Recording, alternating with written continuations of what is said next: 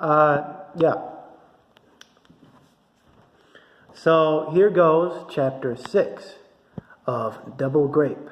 Drink it now. I've got another illustration of this person. He's kind of putting on his headphones and sticking his hand like, what you looking at me? You know, what you doing? What you doing? You know, he's like, just putting on my headphones. Nobody needs to be the of a jerk, you know. But anyway, chapter 6 of Double Grape.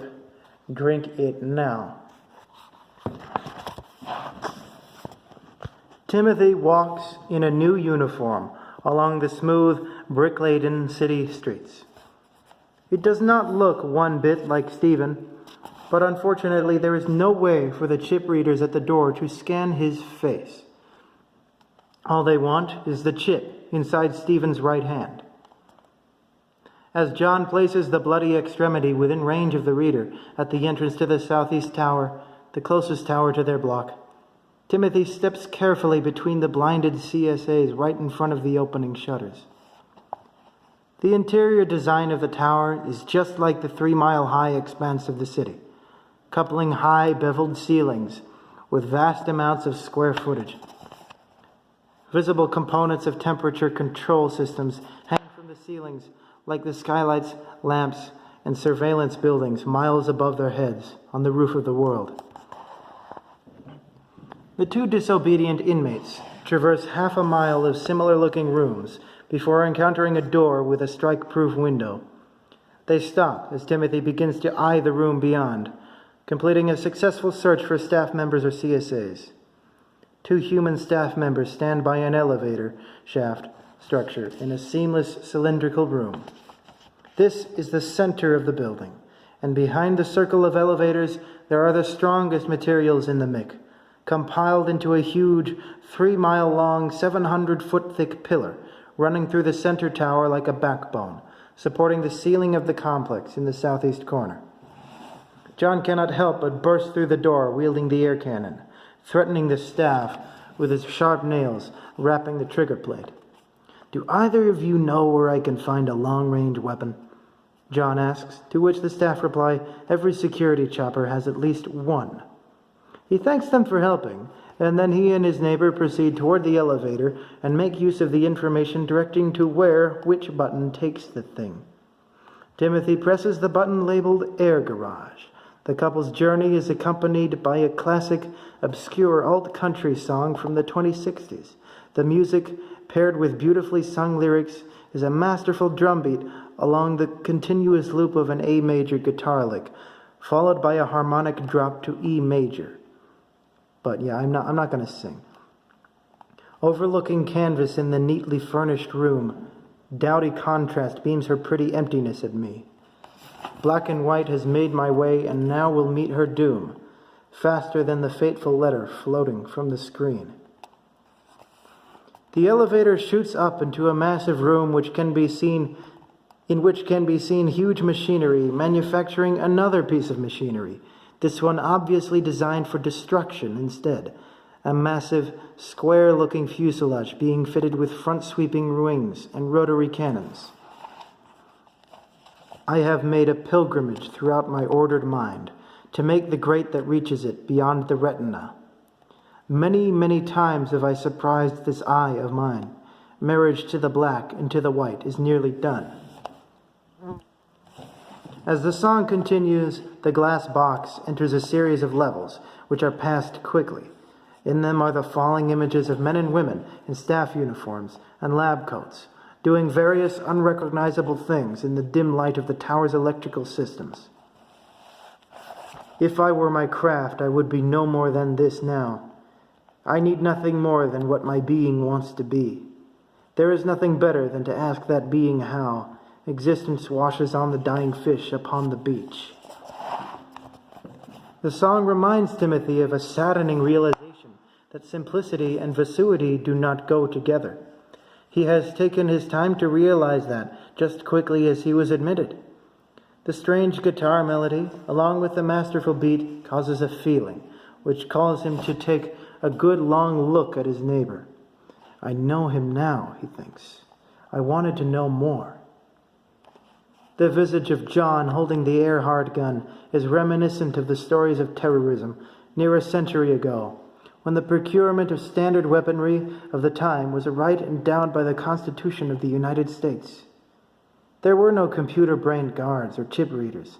There were mostly just humans, trusting other humans, and losing trust drastically at times. There was no Mick. There were only little hellholes scattered about the nation in which people would be driven to suicide because of improper treatment for their mental health. Sometimes they would pick up a weapon, storm into a place of learning, and pelt innocent students with the heat of their anger and metal of their strife. Those times are thankfully over. Stupid fly. Why is the fly here? What is he doing?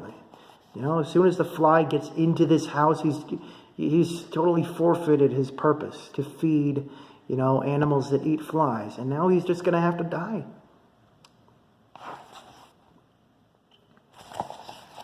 Anyway,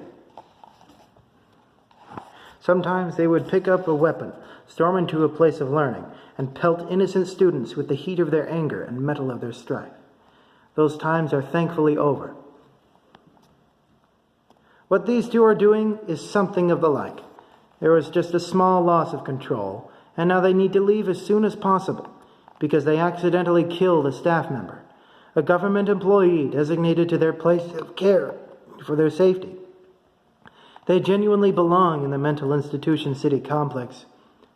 The place was designed and commissioned so that people who do these sorts of things do not go out into the real world and do them. The current situation is not okay. John doesn't give a damn.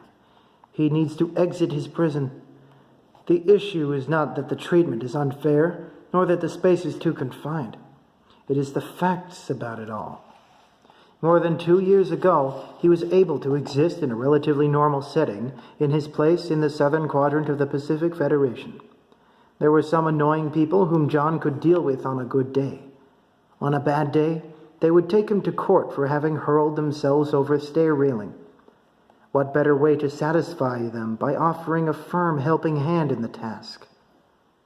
That kind of thing is truly irrational. Truly irrational. No matter how short the fall to the bottom of a stairwell is, the person who flings themselves down it is not obligated to accept help, genuine or otherwise. John, however, does not cling to the rational. The horns on his forehead, chin, elbows, and knees seem to radiate an aura of having held back so much sin as could be seen in a man like him. With a murderous grin and a dragon snout below a set of pitch-black eyeballs, atop a frame like that of a sort of Martian gorilla, born of a time in his people that is the beginning, and caring not if this beginning falls into the depths of infamous history. Timothy sees this demonic depiction of who once was only a new neighbor, and flattens the muscles in his temples, twitching his soggy nose and rubbing his eyelids along his snout.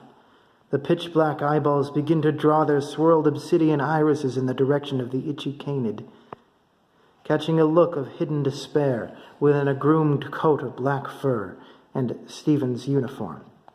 Timothy looks like the kind of person who feels better hidden, even in an ill-fitting garb. The elevator stops, and its round sliding glass doors open automatically. The lettering above the strike-proof windowed door reads, Air Garage, Security. The two inmates run to the door as a staff member opens it just before they can. Who? Are you new?